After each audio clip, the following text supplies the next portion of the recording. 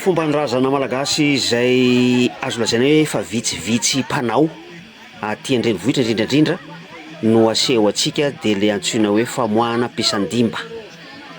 Taty Imerina de natsoina hoe fivoahana hitany izy tony tamin'ny fotoanandro teo aloha. Fa any amin'ny faritra atsimo atsinanana ity hitondrako anareo ity de ao amin'ny distrik'ny Vondrozo tao amin'ny fokontany Mahatsara nasaina moa ny tena tamin'ny fotoana io de mba nanatrika an'izany atao hoe famoahana mpisandimba izany. Terabao no antsoina hoe misandimba. Nahazo rano raha androany io sa da nanangatoko teo ahay sa nisaotra Zagnahazo niderana anazy nahazo rano no gn'andro tsara gny jaja tsisy tofotofotra koa da nanangatoko ahay teheny da homanazy ahay io sa da avanareo.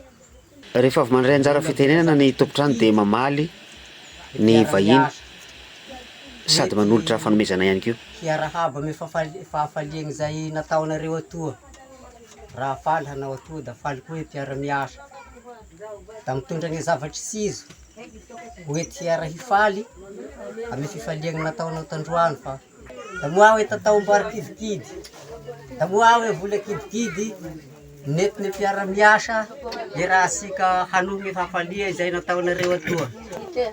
Rehefa zany de mivoaka avy ao anefitranony ao raha vehivavy miaraka amin'ny zazakely mba ho hitan'ny olona nasaina.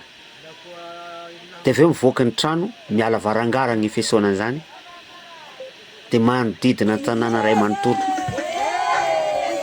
Le tanàna lay vohitra lay boribory tany no itokodonana fa tsy hoe ny fokotany ray manontolo akory. Ny heviny angamba raha ny fieritreretako azy de hoe mampafantatra an'le zaza ny tena faritra honenany hoe atreto ka atreto ny faritra misy ny antsoina hoe tanàna nivoahan'ity zaza ity.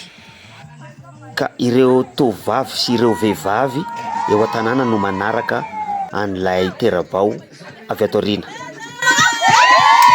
Marina moa fa herinandro aorianan'ny naterahan'ilay ramatoa nanaovana zao famoahana mpisandimba izao. Rehefa aveo moa de miverina ao an-trano ihany mitohy ny lanonana sy ny dihy ary ny fisotroana sy ny fihinanana izy.